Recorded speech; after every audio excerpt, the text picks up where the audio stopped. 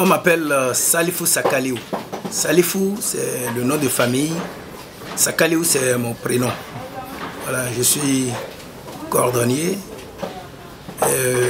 La raison sociale, c'est Sakas Shoes Made in Bénin. Voilà.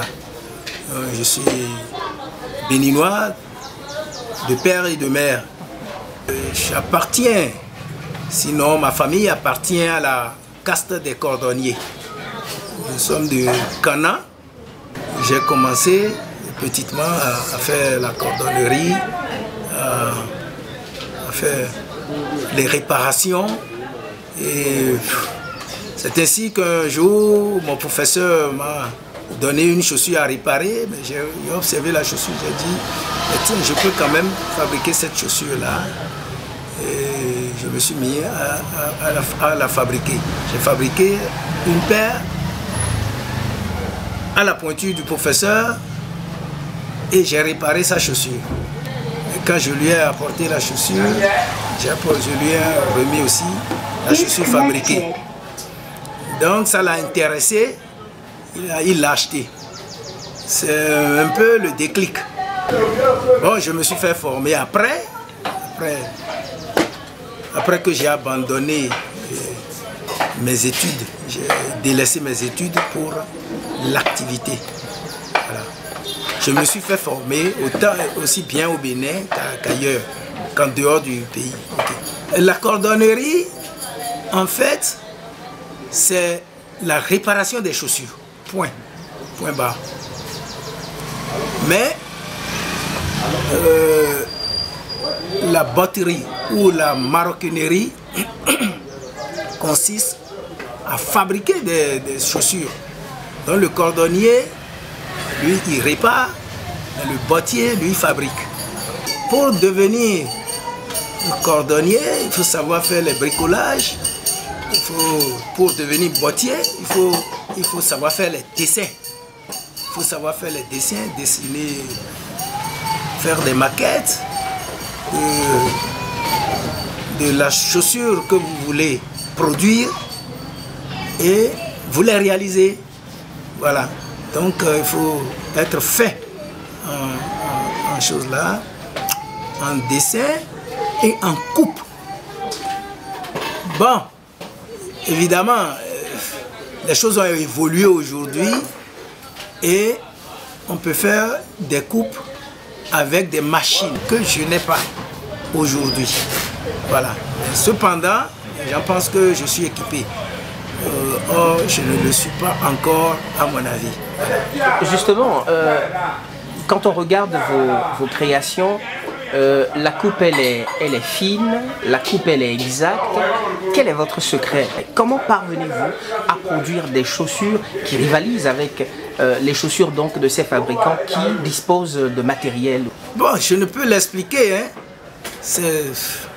Je ne peux l'expliquer, c'est vrai que je l'ai appris.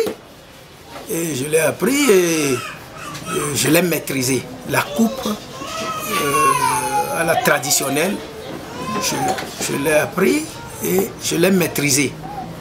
Bon, est-ce que c'est la seule qui suffit? Il faut dire que, disons, c'est un don des muses, comme on peut le dire. Je n'ai pas vu mes parents faire la cordonnerie.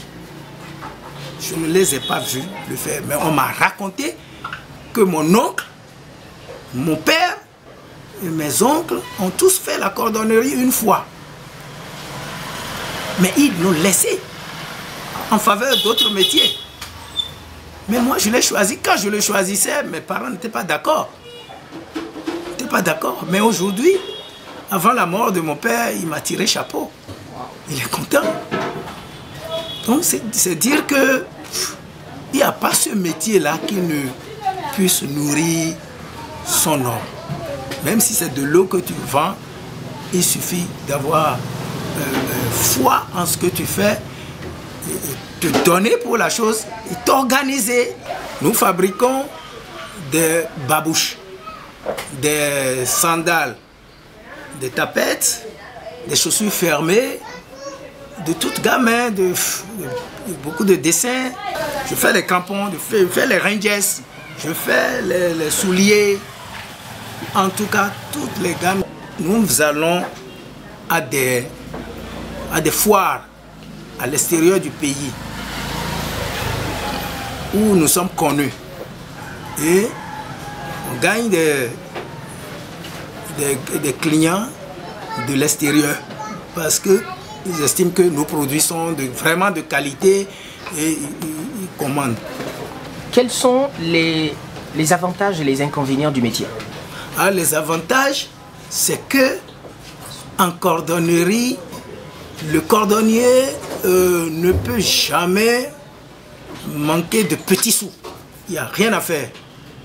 Si tu es cordonnier, même si tu es dans le village le plus reculé, tu dois pouvoir t'en sortir. L'autre avantage, c'est que tu seras toujours bien chaussé toi-même. Parce que la charité bien ordonnée commence par soi. Tu seras toujours bien chaussé. Et si tu t'organises bien, tu dois pouvoir à terme t'enrichir. Et disons donner du boulot à tes compatriotes. Les inconvénients. Oui, bon, on peut se blesser. On peut se blesser. Ça arrive, mais si tu es un homme averti et tu es prudent, tu peux éviter les blessures. Mais ça n'en manque toujours pas. Ensuite, il ne faut pas travailler la nuit. Il ne faut pas travailler de nuit. Pourquoi? Oui, les yeux. Les yeux. Tu finis par affaiblir tes yeux. Donc, chez moi ici, on ne travaille pas de nuit. C'est vrai, moi, c'est après coup que moi j'ai compris. Il faut que nos dirigeants,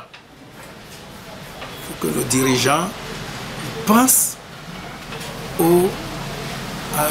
disons, au financement de l'artisanat. La deuxième chose, c'est à l'endroit de la population. Il faut qu'ils apprennent à consommer ce que leurs artisans produisent. C'est très important.